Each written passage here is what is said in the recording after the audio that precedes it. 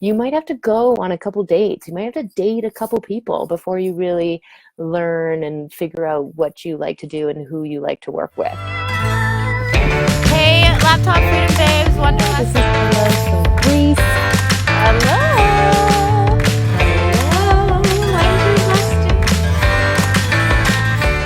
Hello, Wanderlusters. I'm hopping on live here. Really, really fun topic today. It has been coming up a lot on the LFP mentoring calls. So I wanted to offer it to everyone here in the group as well. I'll give everyone a couple seconds to hop on. I'm playing around with the times to go live. I know a lot of you are at home or during the day too right now. It's kind of everyone's schedule's a little crazy. Hello, Carly. Hello, Chad. I love that you guys are always supporting me and hopping on. Yeah, so last time I went live, it was like kind of around this time too. So I don't know, maybe you guys like put me on live at dinner or while you're falling asleep, creepy things like that. Let me know if you're watching the replay as well. I wanted to hop on live here because something is coming up repeatedly in the Laptop Freedom coaching calls, and that is the really, really awesome parallels and analogies that we've been using to show how virtual assisting is kind of like dating. So I kind of want to dive into these a little bit.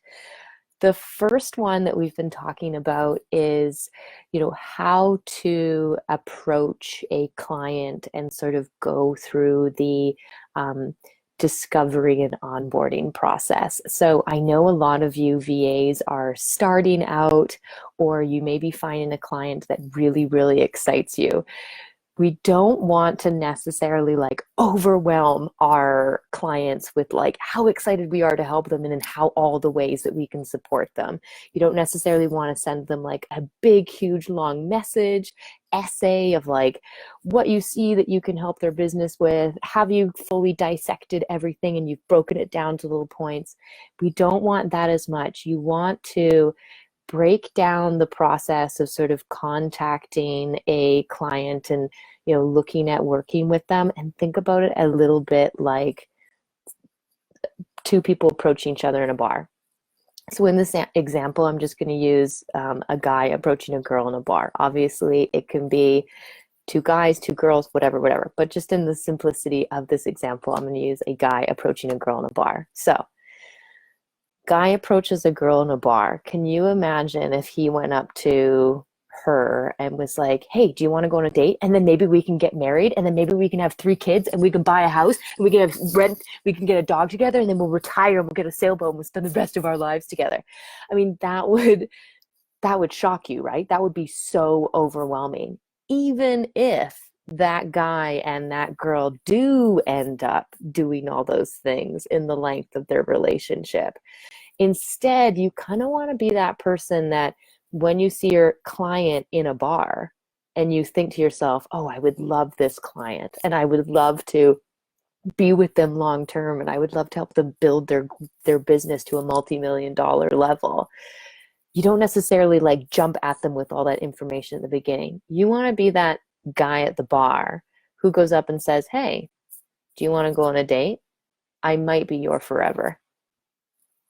Right? That's so much more easy, charming, approachable. And then the client can be like, oh, hey, yeah, thank you for reaching out. I am looking for a VA. What kind of services do you provide? And then you can go a bit into there. Be like, hey, I did an audit of your website and I noticed a few things. Do you mind if I share them with you? Sure. So it's all about, you have this long-term vision when you're approaching a client, but how can you break it back and make it less overwhelming for them to, be approached, and you want to kind of ease them into it. Some people are new to the concept of a VA, or they're not, necessarily looking for one right off the bat.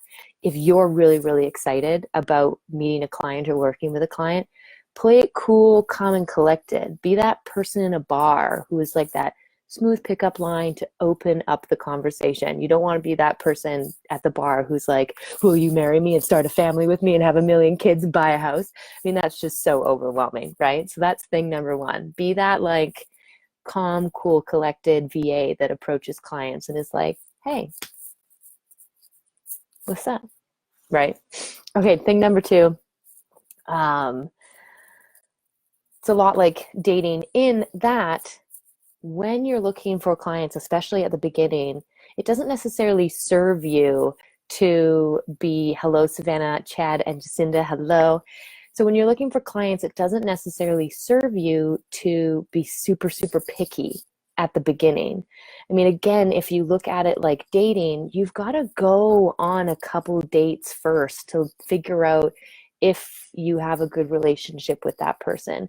So don't necessarily like turn people away or turn clients away just because the job description wasn't perfect or it's you have to go on a couple dates to figure out, to explore, and be comfortable with that as well. Be comfortable going on a first date with your client, hopping on a phone with them, maybe getting a couple projects under your belt. Maybe you work with your client for 4 months, like maybe you date them for 4 months and then you realize we're not a really good fit, our differences have come out. So don't be afraid to jump into a relationship with your client, with a client, not being 100% sure that it's like perfect and ideal to jump into. So, especially when you're starting out, get those first couple clients, get experience working with clients, learn what kind of client relationships you like. This is how you find your Mr. or Mrs. Right. And it's through practicing client relationships and hopping on with them. So it's a bit like dating in that way as well. You might have to go on a couple dates. You might have to date a couple people before you really learn and figure out what you like to do and who you like to work with. So that's thing number two. Go on a couple dates with your clients. Thing number three, don't ignore red flags. So this is exactly the same as dating as well. Have you ever dated someone and your friends are like, there was so many red flags. Why did you ignore them? It's the same for VAs. Don't ignore your clients' red flags. So a couple red flags are they're looking to really underpay your value. That's a huge red flag that those clients don't see your value. They don't trust that their business is going to be able to support bringing on a VA and the kind of growth it can have. So be wary of that red flag. Be wary of red flags when clients are taking way too long to get back to you. Is communication really slow? Do they go MIA on you? I mean, can you imagine if you dated someone that like didn't text you back or like waited 48 hours to text you back? I mean, it would drive you insane, right? So these are all kind of red flags that have parallels between dating and, VA with client as well. So don't ignore the red flags either. That's thing number three. Thing number four, parallel number four. This is the final one. Don't be afraid to break up with a client. This is the same thing in a relationship. I mean, how many people do you know and they're in relationships and you're like, I think someone's just waiting for the other one to break up with them. This is your business as a VA. And if, you have a full roster and maybe you're overworked and there's just a client that is just not your jam and you don't love them as much as the other ones, or they're not part of your vision moving forward, don't be afraid to end your contract with your clients. Don't be afraid to drop your clients. I know that when you're in a dating relationship and maybe you're dating someone and they're not a good fit, that they're not your forever, but being single is terrifying and you haven't been single in a really long time. Don't let that happen to you as a VA. Sometimes you have to drop clients that aren't serving you to open up space for new clients that do. Think about it. If you are into monogamous relationships and you're already dating someone, then you don't have room to maybe be dating someone else. You're not available. You're not searching around. You're not open for business, right? It's the same thing when you're a VA and a client. So don't be afraid to break up unhealthy relationships with your clients or clients that aren't serving you or clients that you don't really want to make room for, anything like that. So those are some really, really fun parallels that we've been talking a lot about in the program, just to kind of use analogies as everyone gets used to working with clients. And just kind of in overview, I'll go through them again. I wrote them down. So first one, you don't want to like information overwhelm from the very beginning because you're super excited to work with a client, right? You want to be that cool person in the bar, picking up your clients and sort of easing them into the idea of working with you. Thing number two, go on dates. Work with clients. Don't be too picky at the beginning that you actually, in fact, never get going as a VA.